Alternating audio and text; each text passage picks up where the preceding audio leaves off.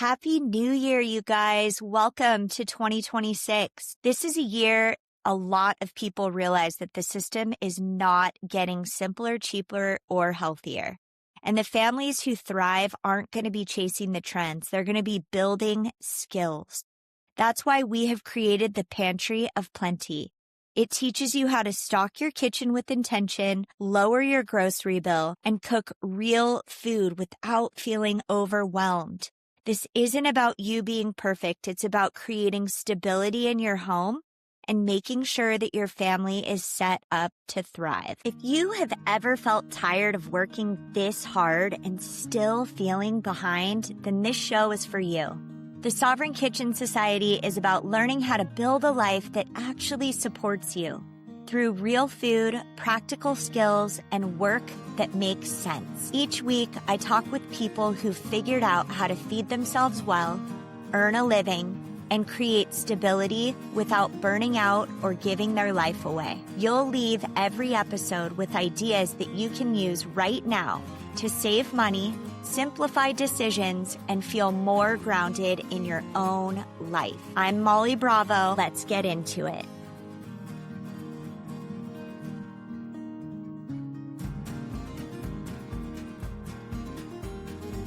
What is up, you beautiful peeps? I'm going to start this episode in a very different place than most food or health conversations start, because I don't think that we are being honest with each other about what is actually happening right now. So if you're listening to this, there's probably a really good chance that you're feeling depleted.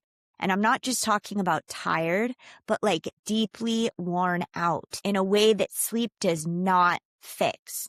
I'm talking low energy, low motivation. Maybe you're gaining weight even though you feel like you're barely eating. Maybe you've lost tons of weight, but something still feels off. Your digestion is weird. Your mood feels so flat. Cooking feels like it's way too much. You're ordering takeout more than you even want to. And somehow, despite all of this, you are spending way more money on food than you ever have before.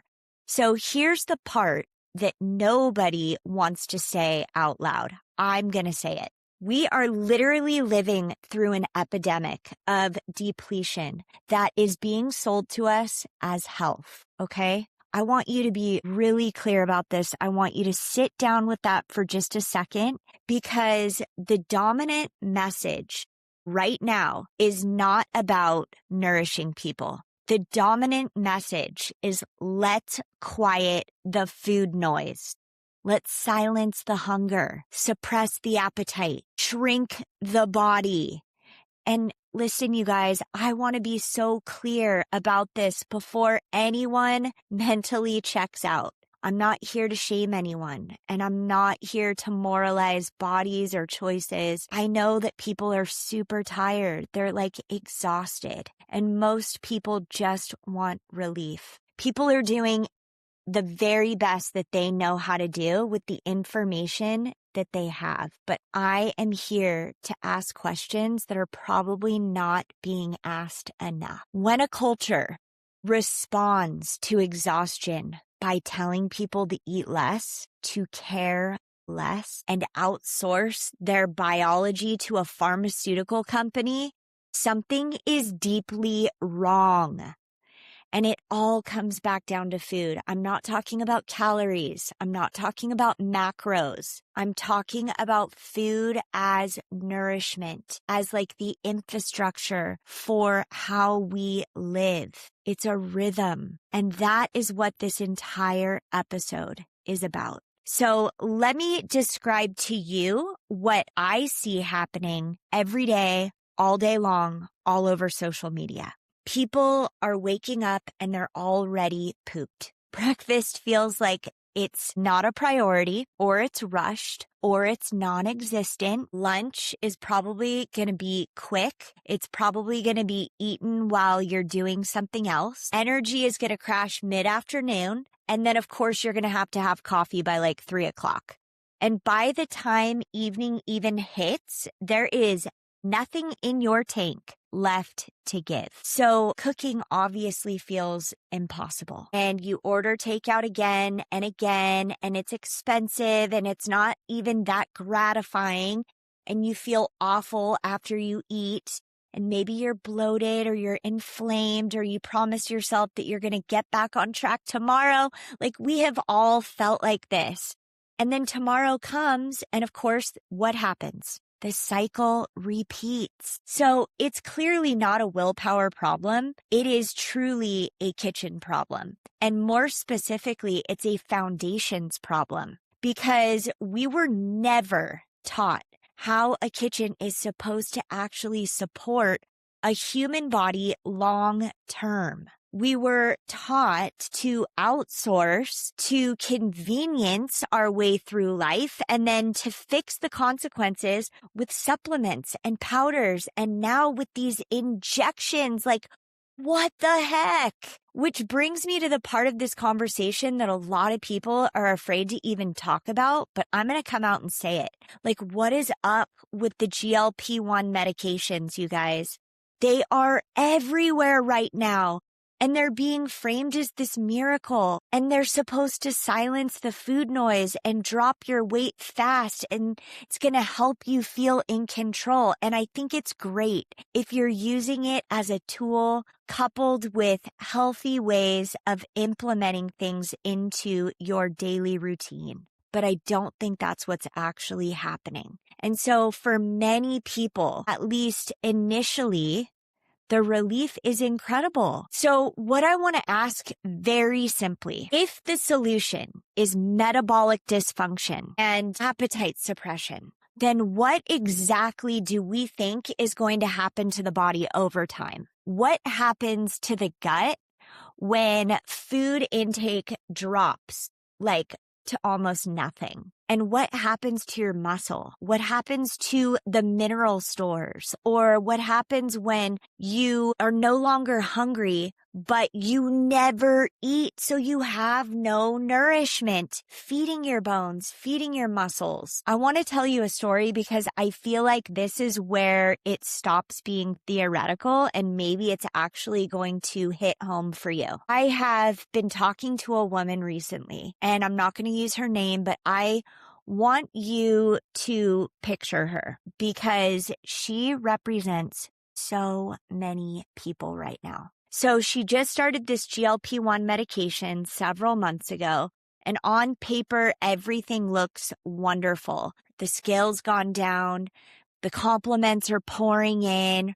Her doctor's super stoked. Even her functional medicine practitioner, who she has trusted for years and years, has encouraged her to stay on the course. But then she comes to me and she's super scared.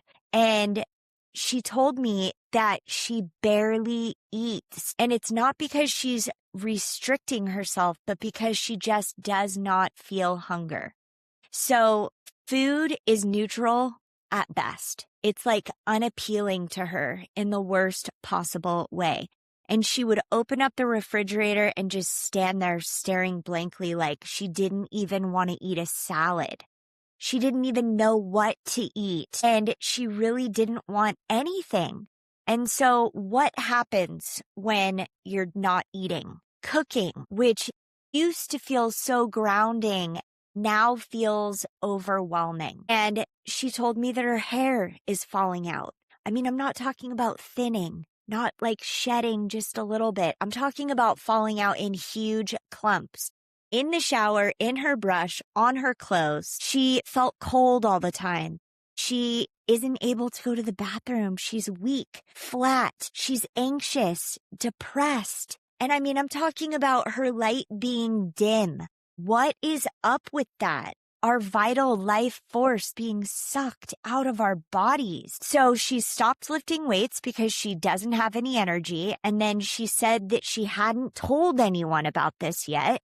And she's telling me that she's terrified to stop the medication. She's terrified that the hunger is going to come back and that she's not going to know how to feed herself anymore. So I feel like that should be of concern. Because what she is losing is so much more than just her appetite. She's literally losing trust in something that was supposed to be keeping her healthy and safe. She has lost her hunger, and then nothing is replacing it. There's no framework, there's no rhythm, there's no foundational food knowledge that could even nurse her back to health. So I asked her some very simple questions, and I'm going to ask you the same because I want you to be thinking about this. Like, how much protein are you eating in a day? She didn't even know how much protein she was eating. And when was the last time that she had something fermented? She couldn't answer that either. And then, are you drinking bone broth or eating mineral-rich foods?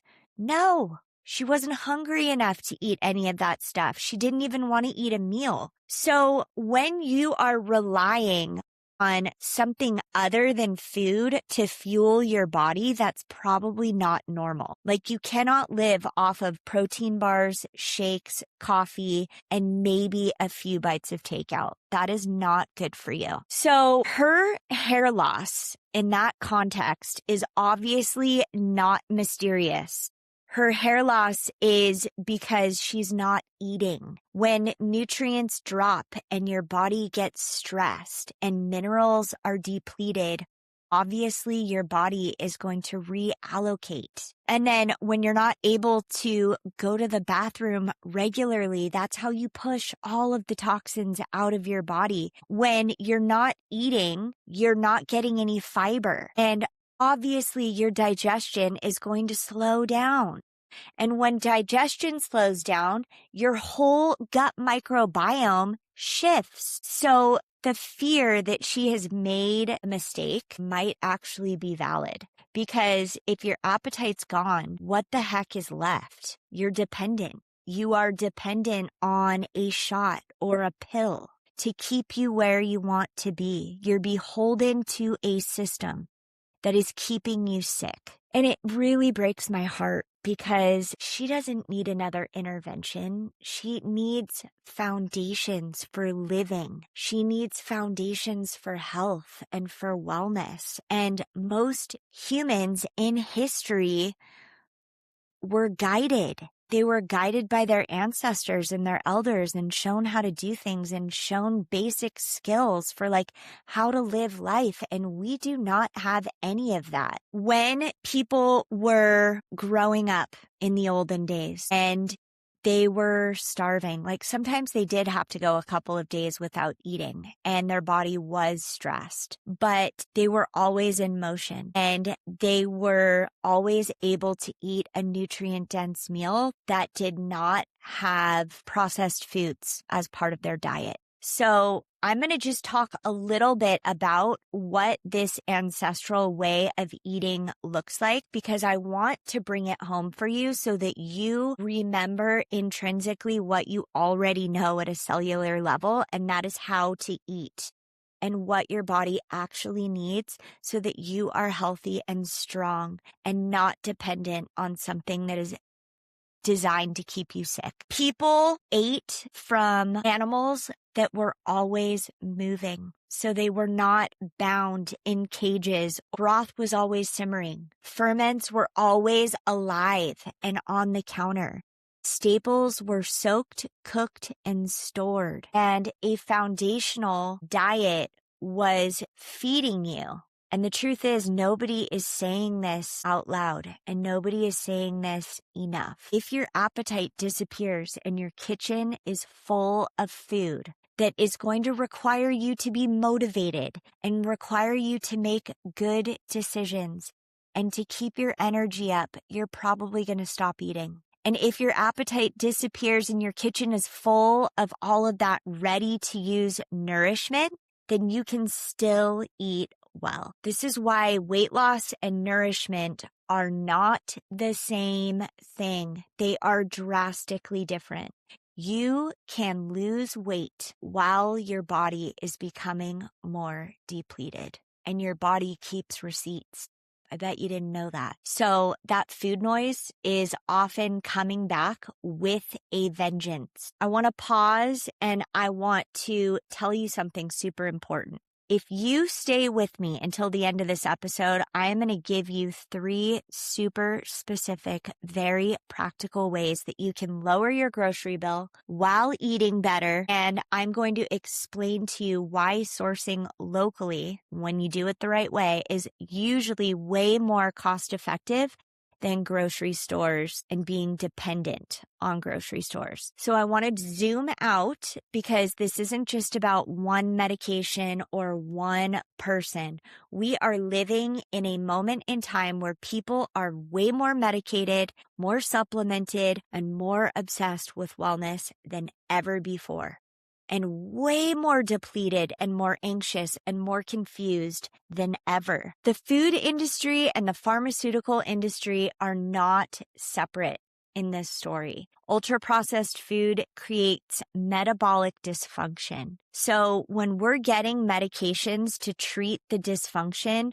and we're getting these ultra-processed foods that are rebranded as high protein and GLP-1 friendly, then we are getting more supplements and more drugs and more fixes.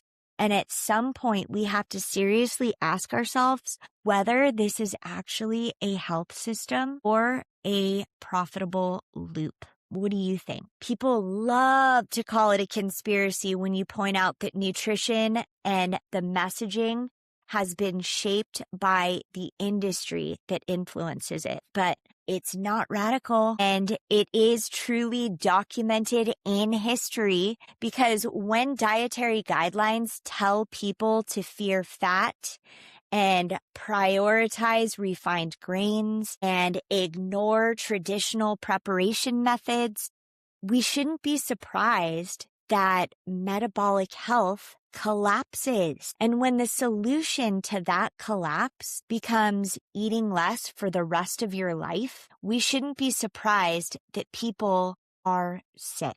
So the real question, if the system can't prioritize your long-term health, what the heck can you trust?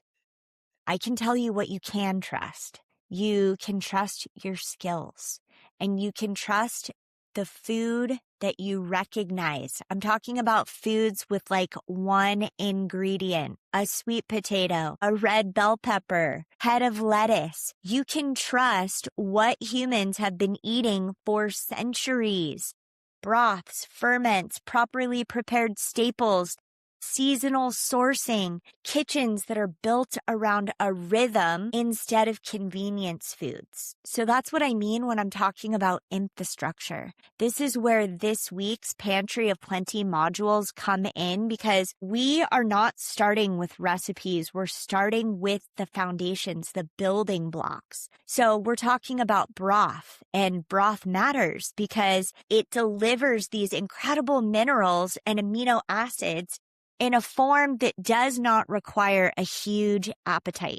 We're talking about ferments because ferments matter and they help you absorb what you're eating. And you can eat just a little bit and it still has a huge effect on your gut microbiome. We're talking about properly prepared beans, grains, real fats, because they stabilize the blood sugar and then they give you energy so that you're no longer spiking and crashing the way that you've done for years and years. These foods were never health foods. They're literally just real whole ingredients. They are what we need to be leaning on when our body is healing, when we're trying to get out of that fight or flight mode, when we're trying to move away from stress or postpartum or aging or grieving, or we're just feeling depleted in general. If someone chooses to use a medication